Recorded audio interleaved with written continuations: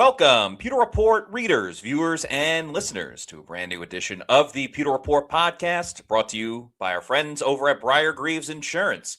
Are you in need of car insurance or looking to upgrade the car insurance that you already have? Well, if you are, best to get in touch with the people over at Brier Grieves Insurance. They specialize in car insurance, homeowners, flood boaters, and business insurance. So, for more information about Brier Grieves Insurance, visit their website, briergrievesinsurance.com, or give them a call at 813-876-4166. That's 813-876-4166. It is a Thursday edition of the Pewter Report podcast. Happy March Madness to everybody that is got their bracket going right now. Today's topic is we are going to talk about the remaining needs for the Tampa Bay Buccaneers going into the 2026 offseason. First wave of free agency is done.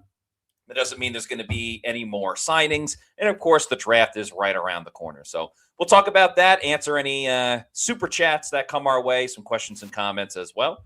So let's get to it. I'm your host, Matt Matera. Joined with me is Scott Reynolds of PewterReport.com. Scott, good to see you. How's it going?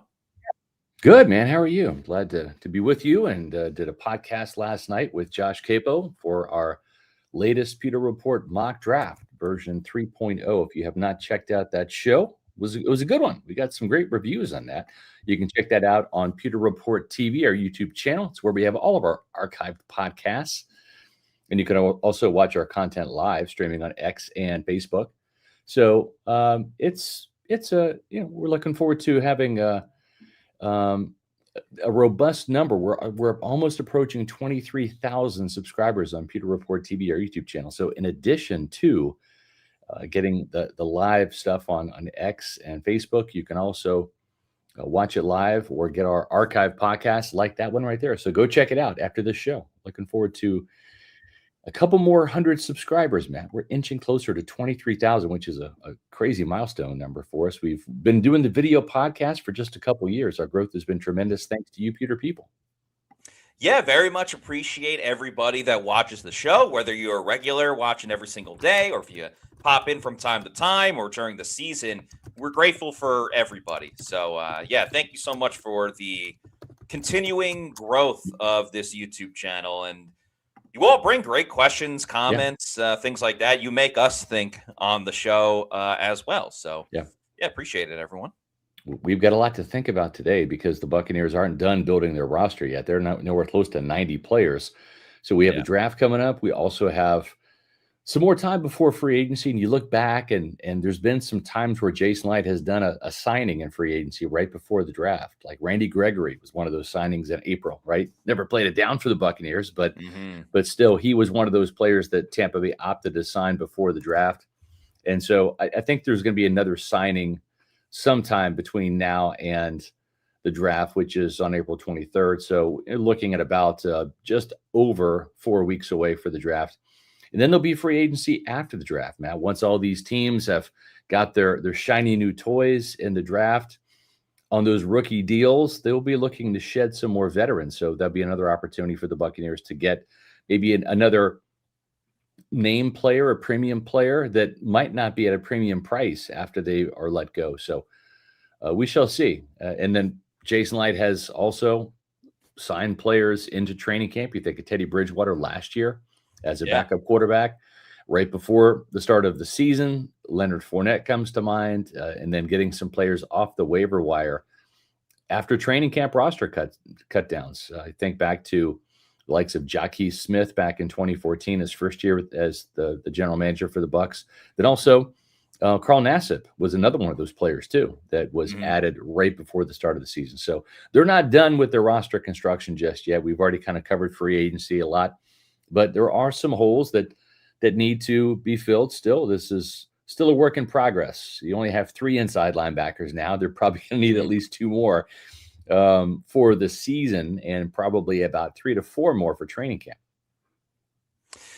The wheels are always in motion with not just the Bucs, but every single team that is going on because there's always moving parts as well. You never know when something is going to pop up where you have a position that you feel really good about, and then all of a sudden it becomes a position of need. And unfortunately, sometimes injuries dictate that when it's in the season or at the beginning of the season with training camp and the preseason and stuff like that. But yeah, positions of need right now that maybe in a couple of months become a strength of this team. And there's parts that you feel pretty good about with Tampa Bay that maybe will become a concern as the season rolls on.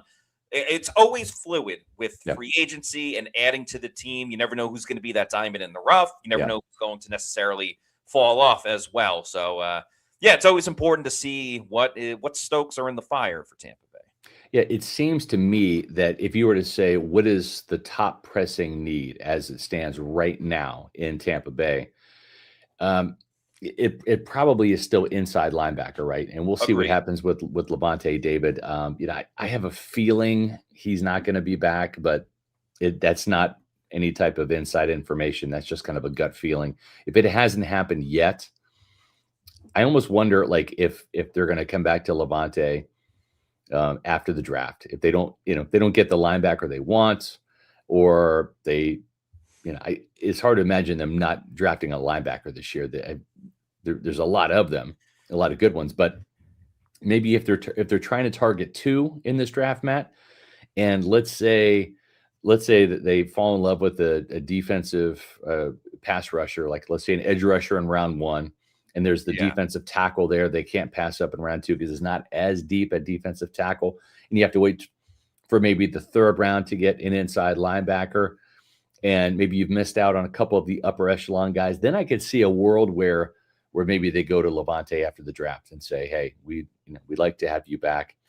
I could also see them say, if they get a linebacker in rounds 1 and 4, they might say, Levante, we love you, but we're kind of moving on right now, right? But I think inside linebacker feels like, and I'm not saying it's going to be the first round pick. We had C.J. Allen from Georgia in our first, and for the first round pick for the Buccaneers in our latest mock draft, and he's really grown on me during this process, and I really liked him back at Georgia. I've been watching him for years now. Seems to me like he's a Bucs type of linebacker, a lot of Levante David type traits there. But Matt, I'm not saying they're going to go linebacker in the first round, but with only 3 inside linebackers on the team, it feels like that is the top pressing need still for this team.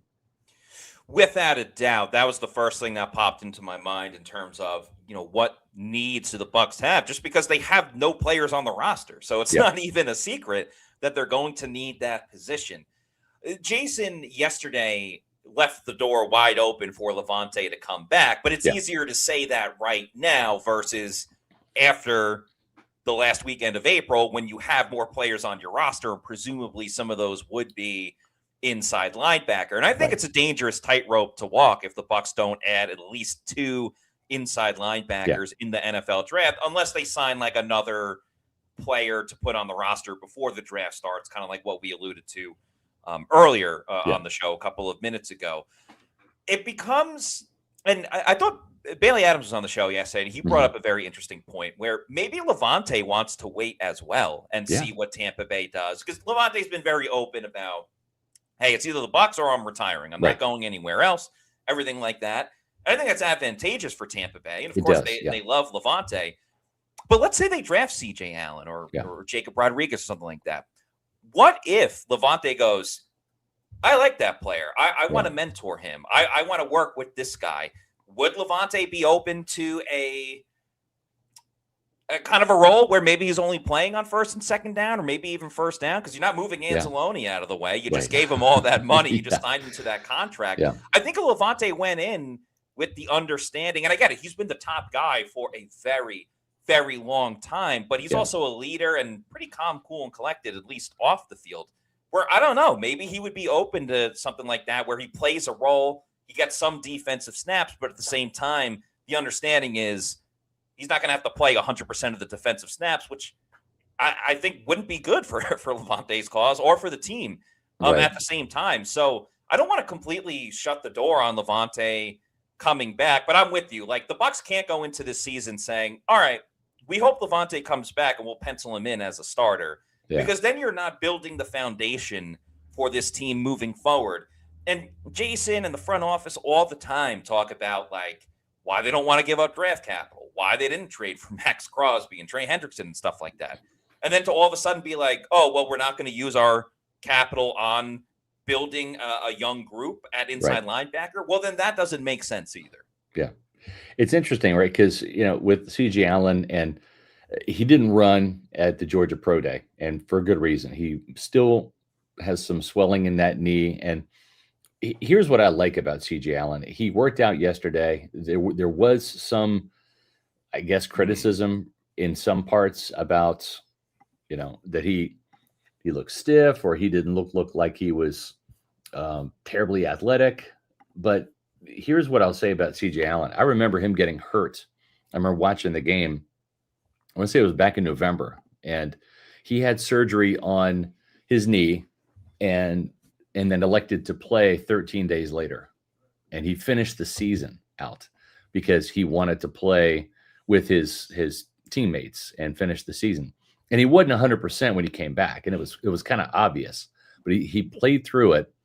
And I'm not taking shots at Jamel Dean, but there had been some whispers in the building that Jamel didn't tough it out some of the time when he was hurt, and I think that here's an example of in college. And is he getting paid? Yeah, he's getting paid, right? I'm sure he's got an NIL deal, but he's not getting paid tens of millions of dollars like upper echelon linebackers make in the NFL. So to me, the fact that he wanted to go out there and finish the season, and there are players, Matt, and this, that would just shut it down and say, got a couple games left. I'm going to miss the playoffs or the bowl game, but I'm just going to get ready for the combine and get ready for my draft, off season and get ready for the 40 time and all that. And he elected not to do that. He wanted to play football, and he wanted to play with his teammates. And he knew that he was the leader on a very young Georgia defense that was not as good as it was in years past, because there have been so many players drafted from Georgia into the NFL. That says a lot about his football character and his willingness to lay it on the line. Just like Levante David. We found out after the fact that he had a knee that required surgery. He was getting drained every week, and the dude didn't miss a game, right? It'd been easy for him to say, gosh, I'm 35 years old, and I'm going to, not shut it down for the season, but I'm going to take a month off and get my knee, repaired, and I'll try to make it back for the end of the season. He played through the whole thing, and sure, his play suffered as a result, but I mean, there's a lot to be said about that. I remember John Gruden. It is. I remember John Gruden telling me, this is back when there were 16 regular season games, not 17. But, he was always kind of coming down on the players. It's like, are you hurt or are you injured? There's a big difference, right? If you're hurt, I need you to play. If you're injured, then we got to put you on injured reserve or have surgery or shut you down or whatever, right? But I remember John Gruden saying there are 365 days a year. We're paying these guys millions of dollars, and I need you for 16 Sundays, right? 16 days out of 365. It's why you do this, for those 16 days. And when you see someone like C.J. Allen put forth that type of commitment to play, it's interesting. So whether it's C.J., whether it's Jacob Rodriguez, whether it's Jake Golday, there's going to be a lot of different options for the Buccaneers. But I would be shocked if by round 3 this team didn't have an inside linebacker, just because you need a middle linebacker. I'm pretty sure Alex Anzalone is going to be playing that will linebacker, that money backer spot that Levante plays. So with that said, you need a starting middle linebacker. And if Levante comes back, it's probably not that role. He's probably staying in his familiar spot. So it just seems to me that you're going to have a linebacker taken in one of these first 3 rounds.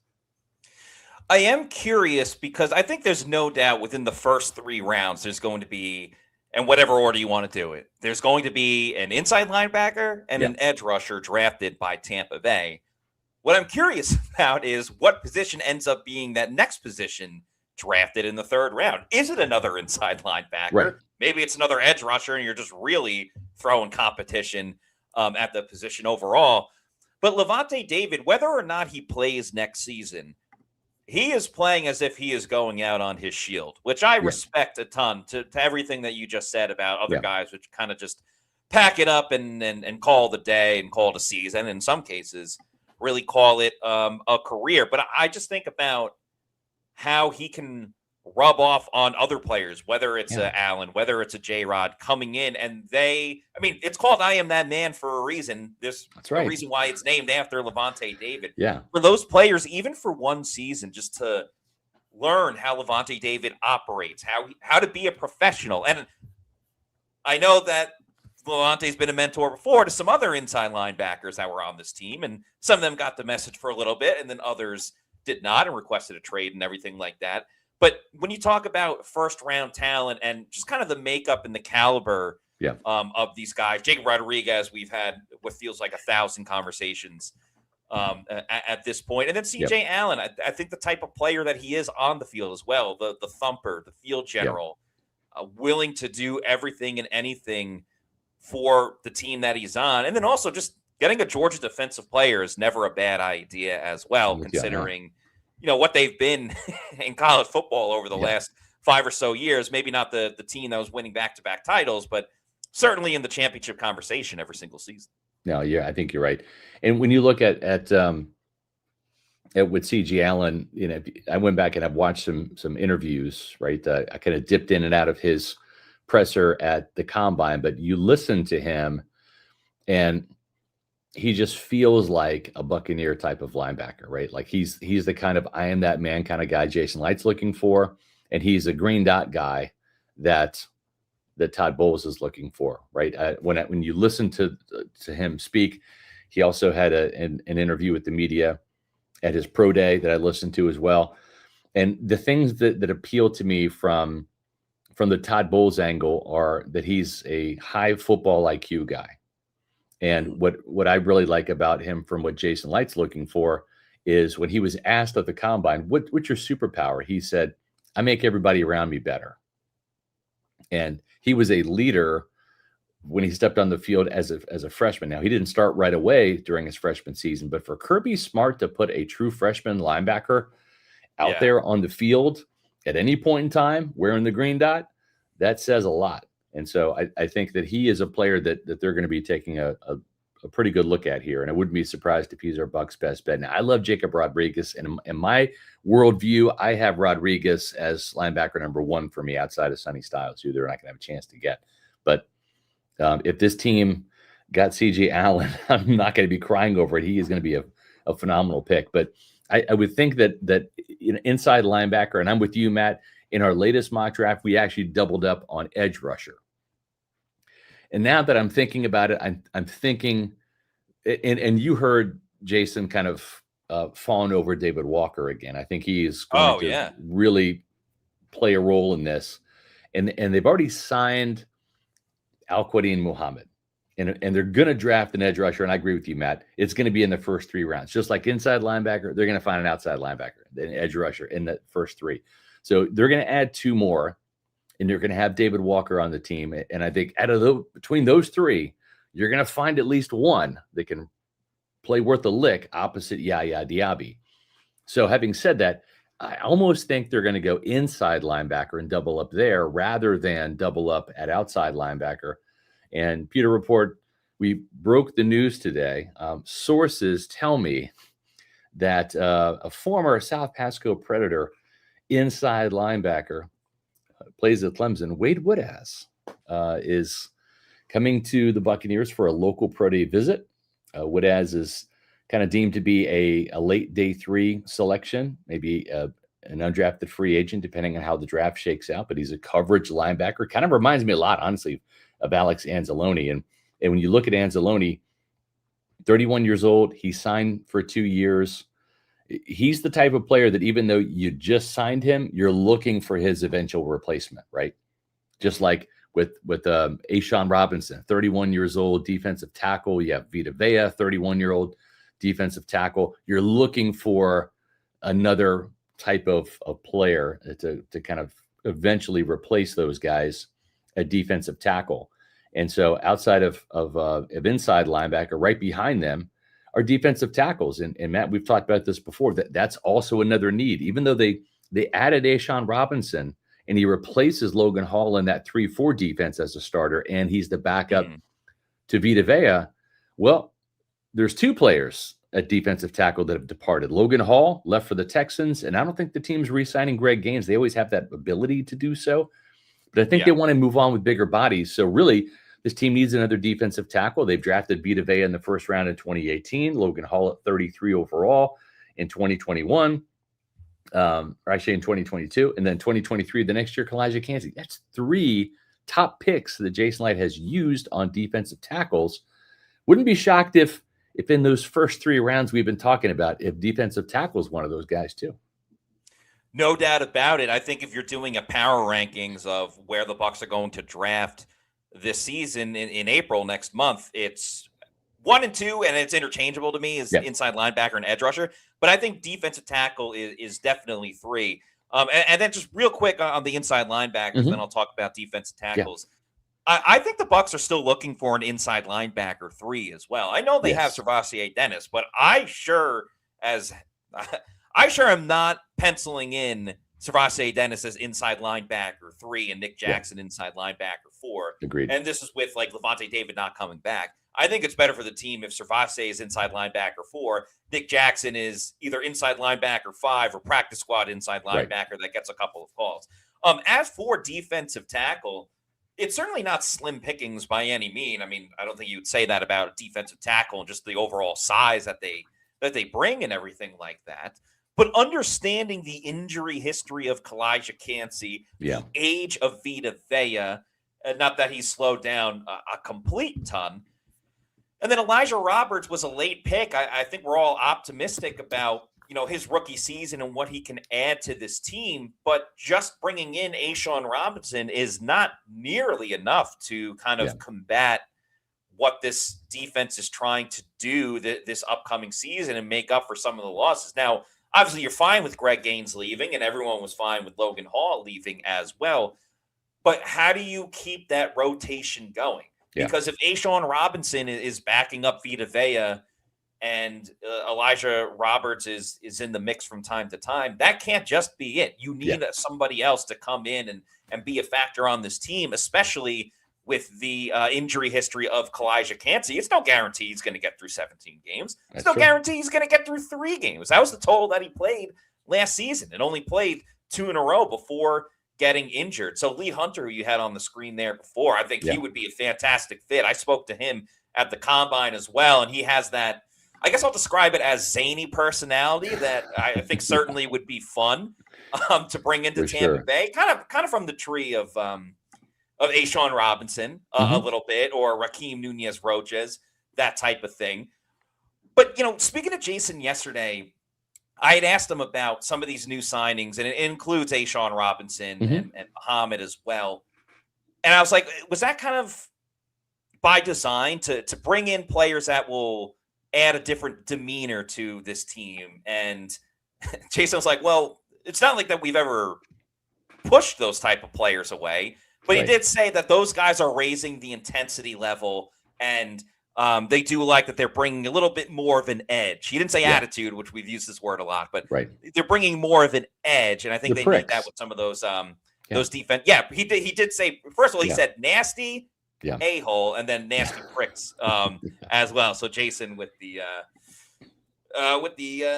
intriguing language, if you will. But McDonald as well from Ohio State, certainly another player who has worked out with Vita Vea before, another player that kind of fits that billing as well. Yeah. And also, too, I think you and I are big fans of Darrell Jackson, too, from Florida State. I mean, he just looks like a grown man, And so I'm with you. I think these first 3 draft picks feel like inside linebacker, outside linebacker, defensive tackle, shuffle them however you will, but those are probably the top 3 needs. Now, it doesn't mean that they're necessarily going to take those positions in that order, or if there is a higher rated player at guard, at wide receiver. We've seen Tampa Bay kind of veer off course a little bit. We thought edge rusher was going to be the first round pick last year. It ended up being Emeka Egbuka. So, which turned out to be a good pick in hindsight, right? I mean, you can't complain about that. But yeah, it feels like those are the first 3 top needs, and we'll see if any of those needs get some reinforcements prior to the draft and free agency, or if they are buttressed with more picks in the draft. And and we shall see. We have a lot of super chats to get to. So Yes. before we continue on with the needs, we'll take care of the needs of the people, Matt. Yes, we are a people-friendly podcast. Yeah. We'll start with Buck for Life. Thank you for the $1.99 super chat, talking about someone that we mentioned at the beginning of the show. Yeah. So C.J. Allen or Falk at 15 would be a disaster class. So not a fan of C.J. Allen or Kendrick Falk. I'm in agreement about Kendrick Falk. I don't see the appeal. I mean, to me, he's Logan Hall 2.0. The sack production was not there. He is a good athlete. Logan Hall was a good athlete. Look, check out his RAS score. I mean, a good athlete, but I don't think that he's a fit in Tampa. I think he is a 4-3 defensive end, and I've kind of heard that, he's not necessarily a guy that's on the radar. He gets mocked to the Bucs all the time, and and listen, that would be like me, telling the Bengals fans or the Patriots fans, who their draft pick should be. I don't cover those teams. I don't know, but and it's a lot of these national guys. They don't have the insight about all of the teams. They're just kind of throwing darts and all that. And I get that. I'm not trying to pick on anybody, but when I see Kendrick Falk mocked to the Buccaneers at 15, I'm just like, I don't see that at all.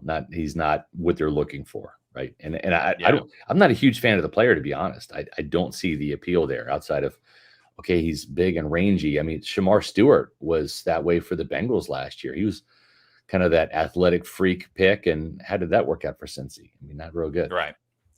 Every year there's one or two players that get mocked to the Bucs from, typically outside, analysts that aren't in Tampa. Yeah. I'm trying to remember his name is escaping me, but the edge rusher from Marshall last year, everyone kept linking the Bucs to him. Mike Green. Mike Green. And like almost immediately he was off Tampa Bay's radar, but everybody kept putting him in mock drafts and stuff like that. This year, Falk is that guy for whatever reason. The Allen part of this is interesting because some people believe that he shouldn't be picked at 15. Others would sprint up to the podium and make that selection. It does lead me to believe more that, in my opinion, I think more than anything else, the best move is to trade back a little bit. Totally agree. Find an inside linebacker and an edge rusher, maybe draft both of them in the first round. If you trade back and then you trade back in and everything like that. So that would be a route that I would explore as well, which I'm sure Jason Light and company are on the phones exploring too. I'm with you on that. And we talked about that on the show last night. Josh Capo and we wrote about that in the mock draft, that it's like, can we see Allen at 15? Yes.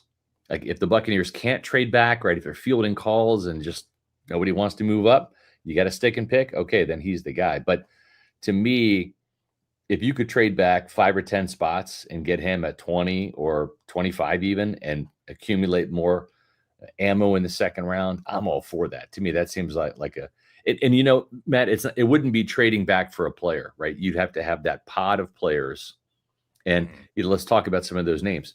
Like I think Cassius Howell, right? He could be in that mix as well. So you trade back 5 spots, and if Allen is gone, then you still have a chance of getting a Cassius Howell, a Jacob Rodriguez. You have that pod of players that you're hoping all of them aren't gone by the time you trade back, and you just do the math. You're like, hey, we like these 6 players. They're all kind of grouped together, and we'll move back 5 spots. We're guaranteed to have at least one of them, right? Yeah. If not more than one. But I mean, that's kind of how, with the thought process there in trading back.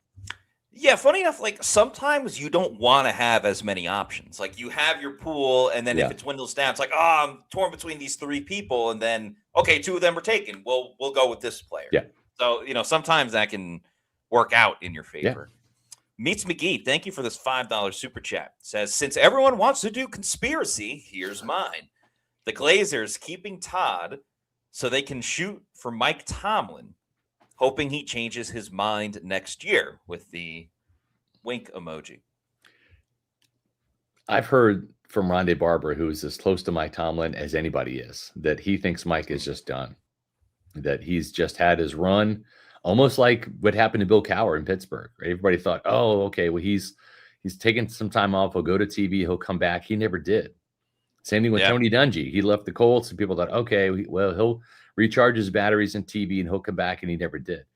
So I don't know that Mike Tomlin will come back. Would he be on the Bucs radar, the Blazers radar? Yeah, I'm sure. But I don't think they're holding out hope that Mike Tomlin will do that. I believe it's a genuine thing where the Blazers say, and I'll talk to them at the NFL annual meeting, and I'll get kind of a better feel of where their mindset is in just a week or so.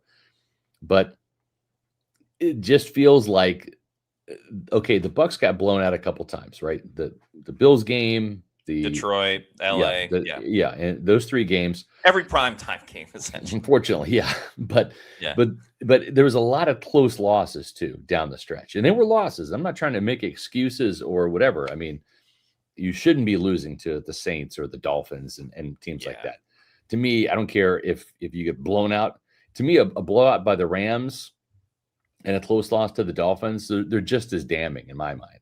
So I don't want to give Todd Bowles credit for, you only lost by a couple points here or there. But in the Blazers, teams. Oh yeah, exactly. But the Blazers, I think they're looking at it like, yes, we lost some of the games that early in the season. They were winning those close games against the Falcons in week 1, against the Texans in week 2, against the Jets in week 3. I think that's what I'm going to hear. So I think they're giving Todd the benefit of the doubt, and they're going to say, you're going to get one more season, and we need to see, the slingshot here. We need to see the catapult back to 10 wins. And I'm going to ask him too, like, what number of wins do you need to see from Todd Bowles for him to keep his job? Because in my mind, getting to 9-8, just flipping one game from 8-9 to 9-8, and then a first round loss in the playoffs does nothing. Exactly. Yeah.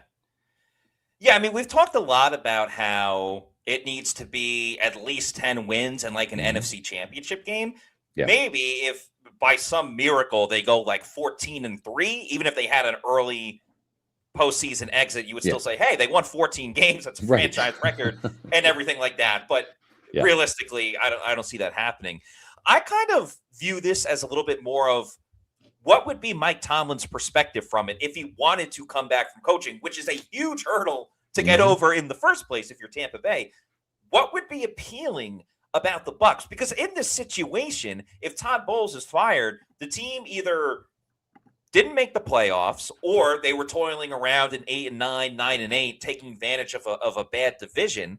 But if Todd's gone, certain other players will probably leave as well, the same way we kind of saw Rachaad White bad-mouthing this team, the same way that Jamel Dean was like, I want to have another chance to win a ring because he didn't think he could in Tampa. And obviously everything that went on with Mike Evans leaving the Bucs.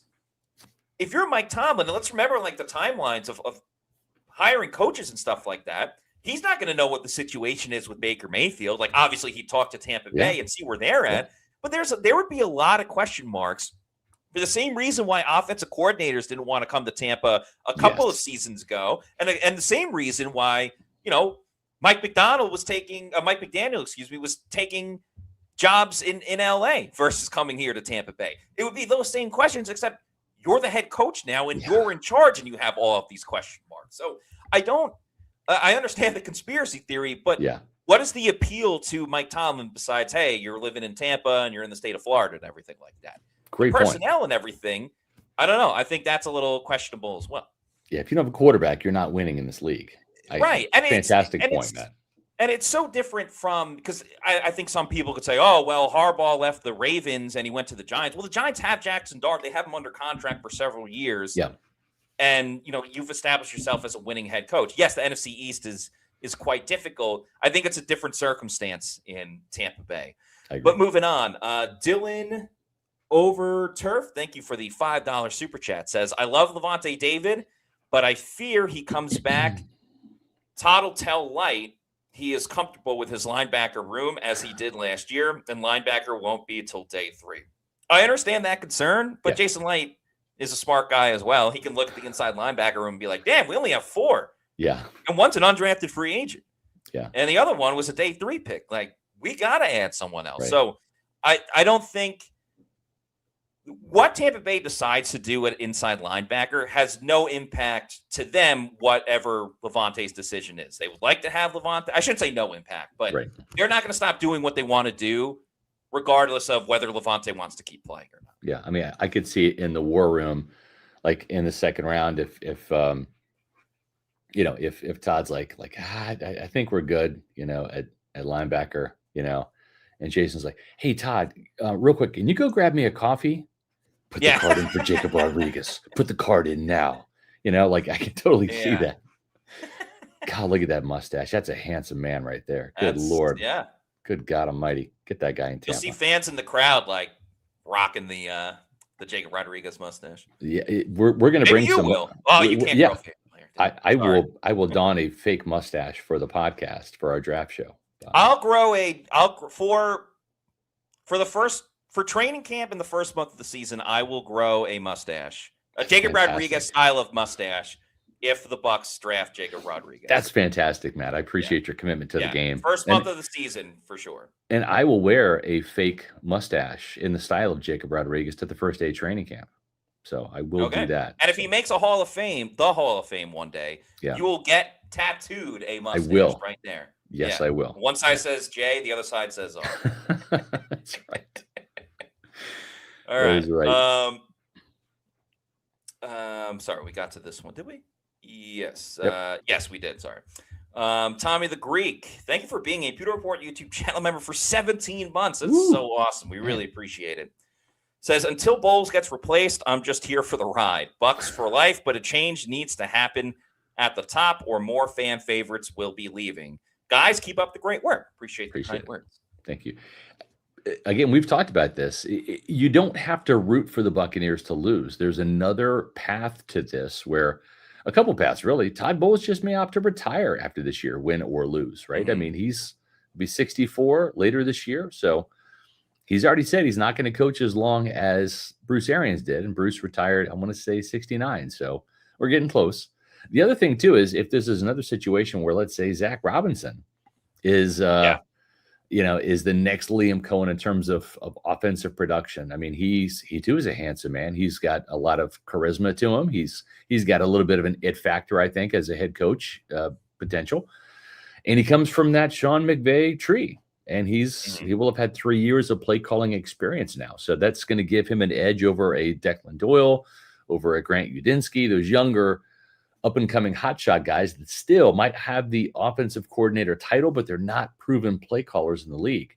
And we did see Team Glazer opt for Todd Bowles over Liam Cohen the last go-around, and I don't think they're going to make that same mistake if it happens again. Yeah, that's not an alley that they want to go down one more time. That's not a road that they want to reconvene once more. Matt, that happens if the Buccaneers win. If they get 10 or 11 wins and the offense is lighting it up, right? Yes. And all of a sudden, Robinson becomes the hot commodity. Sure. And Buccaneer fans are happy because their team is winning and it forces them to make a decision, the Glazers, and they might elect to go with the offensive coordinator / head coach. Why? Because you want to re-sign Baker Mayfield. He's in a contract year this year, I think for Bucs fans that obviously want the team to win but want Bowles to go, I think the best thing you would ask for is you win every game like 34-30. You know, so it's like the defense is still faltering, but hey, the offense is fully humming, scoring 30 plus points. You're really trying to piss me off with that comment, aren't you? For somebody who loves defense like I do, would have to suffer through that. They say defense wins championships, and that's completely correct. I'm not denying that. Right. But offense sells tickets, and we know Raymond James Stadium needs some seats to be filled. So, I'm trying to help with the ticket sales here just a little bit. But I get the sense, too, that there's not going to be another contract to offer to Todd. Like, I know he signed an extension and everything like that, which I think plays a factor into why he's still here. But he's not getting another one either. And if you recall from the Combine, while, yes, a couple of these coaches retired, and Todd was the first to say, well, they retired. We didn't let them go. They retired. Yeah. Was Todd kind of setting that up? Because if he decides to, quote unquote, for those listening to the audio version, retire, it could be one of those situations where they kind of ask him politely to. So to avoid the the headline that comes with it. Right. Anyway, Kings are awful. Thank you for this $5 super chat. Says this offseason is uninspiring. We were told the Glazers and Light knew they didn't do much last year, and we're going to fix it. Bargain basement shopping. So, Yeah. interesting enough, I was on the drive with T-Crass today for a little bit, then their phones went down. But they had asked me after, what grade would I give the Bucs free agency thus far? Yeah. And I said, with the grading curve of Mike Evans being gone, I gave it a B. And the more I think about it, I think maybe a B minus, but I'll stick to it and say B. And the reason because of that is understanding how much cash the Bucs had remaining that they can go and spend. A lot of this is still going to rely on the draft. There's no doubt about that. Sure. They need to make some big hits in the draft, especially their first 3 picks overall. But they addressed new attitude, new edginess that this defense sorely needed. So I think it's an upgrade in that sense of it. Right. And then Kenneth Gainwell, in my opinion, and I think many people's opinion, is an upgrade over Rashad White. So when you look at it from that factor, it's good. It's certainly not great or fantastic. Yeah. And that's why I would give it a B. But I understand why fans would find it relatively uninspiring, especially when you missed on Crosby and Hendricks. Right. Totally agree. And I think aside from bringing the needed attitude adjustment, which we've talked about before, my SR's Fab 5, and you spent the podcast talking about it this week. The other thing that stands out to me, Matt, is just, and this is kind of typically not the Buccaneer way of doing things, but this was a situation where Jason Light and Todd Bowles, they didn't want a lot of these guys back. You know, like there's a ton of free agents, and they really only targeted a couple, like a handful, right? I mean, they brought back O'Keefe, they brought back Cade Otton, Sean Tucker, and Dan Feeney. And, to me, when you look at that, that's kind of telling, right? They didn't really want to bring back Jamel Dean. They didn't really want to bring back Rashad White. They didn't really want to bring back Logan Hall. They really didn't want to bring back, Kendall Vildor, Greg Gaines, some of these other guys, right? And say what you want about Feeney. He's going to be ideally like offensive lineman number, I would say reserve number 3, right? So he's probably an end of the roster kind of guy. But he does have the mullet and the stash going for him. I think we all could admit that. Is he a guy that you want to see as a starter in Tampa Bay? No, you do not. You prefer not to see Dan Feeney. You prefer to see Cody Mauch and Ben Bredesen every single snap this season. But I think Feeney kind of showed he was better than Mike Jordan. You bring him back, he's going to make the roster. He signed like a veteran minimum deal, like $1.2 million towards the cap. He's going to make $1 million guaranteed money. So he's making the team. Yeah. But this was really a year where they opted for different players. They didn't bring back Teddy Bridgewater. They didn't show any effort in doing that, which I'm fine with. I wasn't a big Bridgewater fan, but they just went out and got a whole bunch of new guys to bring in, an influx of new talent. What they looked at their roster last year and they said, it didn't work with these guys. And it's not that Kendall Vildor is the villain and he's to blame, or Rashad White. It's like we need to kind of open the windows a little bit, let some of the stale air out, and bring in some new blood, some new juice, some new energy, and hopefully these guys will be an upgrade. And I applaud that because they really didn't do much over the last couple of years outside of bringing in Hassan Reddick and then re-signing a bunch of guys. Exactly. So I like the approach of let's just turn the roster a little bit, and not just with draft picks, but with some free agents. Yeah, and they still have their core players, whether it's Tristan Wirfs, the wide receivers, Baker, obviously, and they certainly have the opportunity to bring back a lot of the guys, and it shows that why they didn't. Kings are awful. Thank you for the $5 super chat. Says Glazers and Light are playing the offseason as if they don't want to help Bowles, and if Bowles did not get the extension, he would have been fired. I think there's some truth to that, and I'll learn more next week, in my conversations at the NFL annual meeting out in Arizona. But it feels like what they're saying is we feel like this roster outside of the players they let go. And I'm not talking about Mike Evans. They wanted Mike back for sure, and they overpaid him. But everybody else, very evident, yes. But everybody else, they've decided to churn the roster. But it feels like they've spent a lot of money on this team. We've documented the 6 players that were set to make over $20 million this year in terms of salary cap hit, not including Mike Evans because he wasn't re-signed. But this is the year where it's like, Todd, we feel like we've got a pretty good roster, a roster that start off 6-2.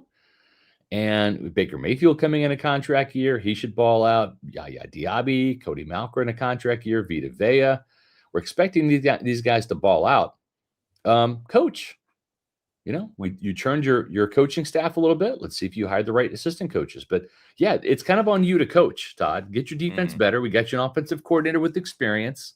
So now you have to look over his shoulder. You don't have to do all of the call-it periods and OTAs and training camp. Just coach. Coach. And I've got nothing. There's nothing wrong with that approach because I agree. I think that's kind of what the Blazers are saying. We're not going to go all in to help you and save you. There's no cavalry coming. We're not going to go all in on an 8-win football team. You go all in when you're at 10 wins or 11 and you're trying to get to 12 to 13 and make a Super Bowl run. Yeah, Todd Bowles doesn't need training wheels at this point. This will be his 9th season as an NFL head coach, his 5th with Tampa Bay. And there's even more of a reason now, since he doesn't have to babysit the offensive coordinator and he's got an experienced guy like Zach Robinson, there's even less of an excuse not to get it together on the defensive side, which has been his problem for several years at this point. Buck for Life, thank you for the $4.99. Says, this team hates coverage in general. Only want thumper downhill guys like C.J. Allen. Corners can't cover. Winfield can't cover. Anzalone is 32. I think 31. Yeah, sad. I mean, Anzalone is a really good coverage linebacker. I mean, that's why they brought him in. That's why they brought him in. I think C.J. Allen is better in coverage than you kind of give him credit for. At the same time, if you look at the and trust me, there are plenty of times where Todd will, he will bring in, he'll drop both of his linebackers, right? So there is that element to it where, it's not all blitzing the middle linebacker, but you look at what Devin White was able to do in his brief time with the Buccaneers. He had a 9-sack season because he likes to blitz, and C.J. Allen is comfortable going downhill, but I think people do kind of sleep on his coverage ability a little bit. And I've seen some conflicting things. If you look at the Pro Football Focus coverage grade, and Josh Capo brought this up last night on the show, there are other metrics out there that paint C.J. Allen in a much better coverage light than the PFF grade. So I think sometimes people look at the PFF grade and say, oh, he's got a coverage ability in the 60s. He's not very good.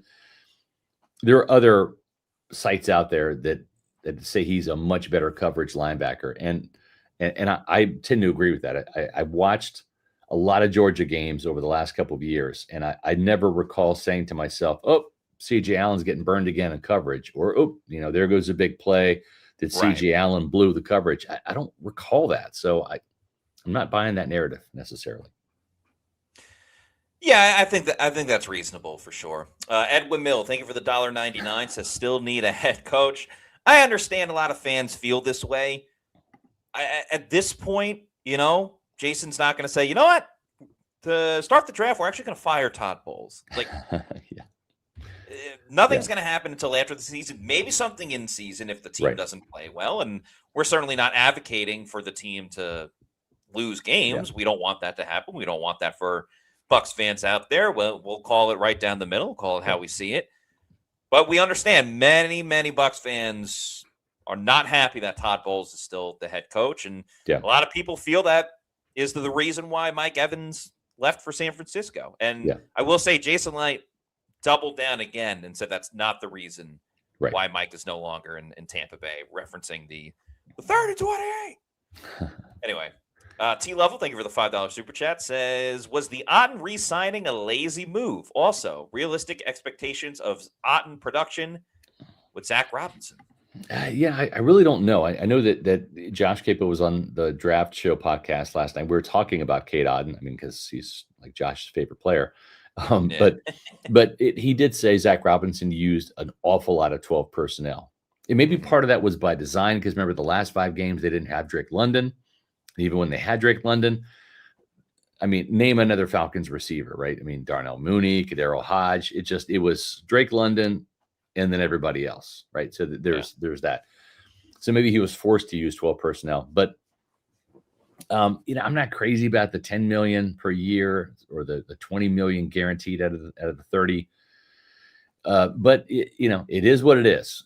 I think maybe with only 7 picks, Matt, and you've been saying this a lot, and I agree with you. They have 7 draft picks. Are you going to be able to fill every single need to your liking with 7 picks? No, you're not. If you had 12 picks, maybe, right? Because every single pick's not going to hit. And then not just that, but you might have an injury. They drafted David Walker in the 4th round last year. He missed his entire rookie season, right? So I don't think it was a lazy move. I think it was we'd rather, kind of dance with the devil we know than the devil we don't know. And we know Cade is serviceable. We know Cade is dependable. He plays like 95% of the snaps. We like Cade better than Payne Durham. We like Cade better than Devin Culp. We like Cade better than Kokeeft. Their tight end room is not stunning by any means. That could be another position of need as we're talking about needs on this show. Probably a day 3, type of pick there. You don't sit there and draft Kenyon Sadiq, I don't think, in the 1st round after you just paid Cade Otton $10 million a year. And maybe you do that, Matt, if you have 2 good wide receivers, but that would be doing this team a disservice this year with Chris Godwin making $22 million and Mecca Buka first-round pick and Jalen McMillan, who might be the best of the 3, still on board. And you have Tez Johnson. So if this team was wide receiver deficient, maybe you could get away with Sadiq and Cade Otton. But I don't love the move for that price tag. I like Cade better on his rookie deal, but here we are. And I think he's going to be used a lot more. Look at the tight end production under Liam Cohen compared to what it was last year with Josh Grizzard. I think we see Sean McVay, what he's doing out there with the 2 tight end sets, what Zach Robinson did. And also, too, I think for the money, Jason Light's going to be saying, hey, Zach, you're going to get Cade the ball, right? I mean, he's making $10 million a year now. Throw him a couple of bones down there in the lower red zone. Yeah, I think the touchdown production will certainly increase for Cade Otton, and his yardage wasn't crazy off between 2024 and 2025. So ideally, with Mike Evans not there, someone has to pick up the slack a little bit. It's not just going to be Cade Otton, but certainly, and I've referenced this before too. Yeah, 2 seasons ago when Liam Cohen was here, there were games where there was no Mike and Chris, and Cade Otton became the focal point of the offense, whether they wanted it or not. So he has it in him to, I'm not going to say take over a game, but be the emphasis of an offense when it is necessary. So I expect more touchdowns, and if he's going to be on the field a ton, you got to get him the ball one way or another. And Matt, it's like when you look at the red zone production, what I memean red zone, I mean the lower red, within 10 yards, right? 5 yards, those little fade passes to Mike, not going to be part of the repertoire now, right? I don't see Baker Mayfield throwing fade passes to 6-foot receivers like Chris Godwin or Jalen McMillan. Not that they can't perform, but you had such a huge advantage there with Mike Evans being 6'5". Now you don't have that. So maybe Mike's 10 touchdowns that he averaged in Tampa Bay get kind of divvied up, with different routes and different players encompassing that. And maybe Cade Otton, instead of waiting until the last game of the season to get his first touchdown, maybe he ends up with 4 or 5 touchdowns this year, as he has in years past. Yeah, very possible as well. Meets McGee, thank you for the $5 super chat. Says, I got a little hot and bothered listening to Ashawn's press conference talking about Ashawn Robinson about kicking ass. Scott, you know what I mean. Do you mean this video? You play with kind of an ass kicker mentality. Where does that come from? Comes from a little kid that used to try to pick on for not having anything, for being so poor. So, you know what I did every day? Whoop somebody's ass. Every day. Every day you said something, I'll beat the shit out of you. So that's where that came from. Even in college, you joke around, I'm gonna beat your ass. So that's just how it became, and I played the same way on the field.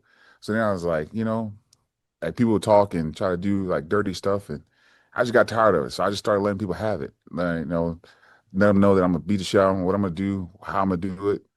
And I'm sorry for cussing, but that's just no. how Please I am. continue. and I just destroy. Like that's all it was as a kid. Like how much, I guess, if I can see madness, I can create. So that's how I always saw it. I loved everything he said, but I honestly think the funniest part is when you go, "No, please continue." Yeah. I got some texts from some people at One Buck Place who were cracking up about that as well. Yeah, I mean, that's football porn to me. Sorry, I just don't want to get too crazy about it, but I mean, yeah, that gets me going. Like Don't give us a strike on YouTube. Come on. No, yeah, but I'm just saying it's like that.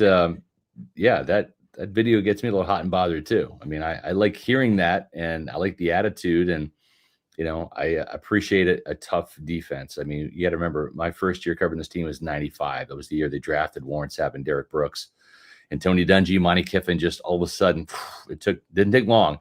John Lynch, they drafted Rondé Barber in 1997, and a couple of years later, he became Rondé Barber. I grew up on great defense, and I like seeing it. I like tough physical defense. It's what gets me going. And this guy's not going to be confused from a production or a talent standpoint with Ndamukong Suh, but he brings that edge that this team hasn't really had since Sue and Jason Pierre-Paul were here.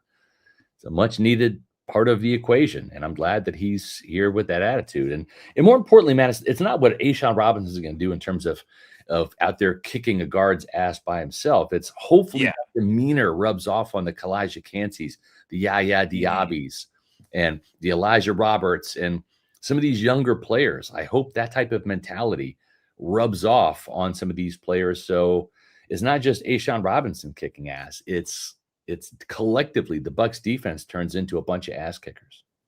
Yeah, his impact will be felt more mentally than physically, I believe. Yeah. Realtor David Zussman, thank you for the $9.99 super chat. Says it feels like Light and the Glazers are tying both of Bull's arms behind his back and saying, "Now that we made things even worse for you, we expect you to do better." I mean, again, I don't think your premise is wrong. I don't think that the Glazers and Light are saying, "Oh, Todd, we're here to save the day. Don't worry, we're going to call, Superman and Batman, and we're going to get him here to, to help save the day." I think we still think you're a really good defensive coordinator, Todd, and we want you to show it. And we're kind of removing some excuses here. We're getting you some edge rushers in the draft and free agency. May not be, Trey Hendrickson, but who knows? Trey Hendrickson might be done. That injury might flare up again, and it could be a huge disaster signing, in Baltimore. We just don't know. I mean, I think the Eagles went into the Bryce Huff signing with high expectations. The dude didn't even dress for the Super Bowl. He was a massive disappointment, and they paid him all that money coming from the Jets. Meanwhile, they paid Zach Bond, who was, couldn't even get re-signed by the Saints, a chump change. And he had an all-pro season. So you never know which draft picks and which free agents are going to hit. But, we'll see. And I think there's enough talent, and it showed during the first half of the season, there's enough talent to win the division again and get into the playoffs. And when the Blazers feel this team is poised to really take that next step, they'll open up the checkbook. And I think you'll see Jason Light being more aggressive and doing some of those things. But you don't do that right now at 8-9 and trying to save a mediocre head coach's job. You say, if you're one of 32, Todd, you're the head coach of the Tampa Bay Buccaneers. Your teeth are cut on defense. Time to turn the defense into a top 10 or at least a top 15 unit rather than a bottom 15 unit.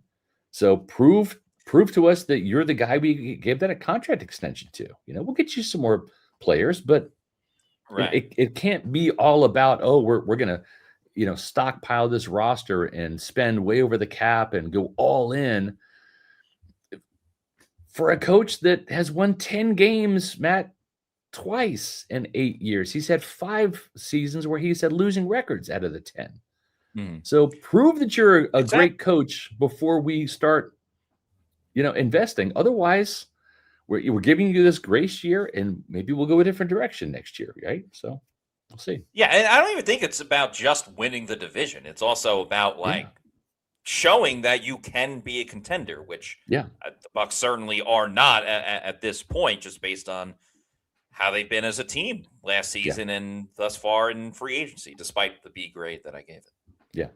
Well, speaking of teams, if you're looking for a team of attorneys that can really help you out when it comes to the areas of personal injury or Social Security or workers' comp, well, the folks over at Jorgensen Law will be the players that you're going to want on your team. Welcome to Jorgensen Law P.A., where our family's legacy drives us to fight for your rights. Specializing in personal injury, workers' compensation, and Social Security, we're committed to winning for you.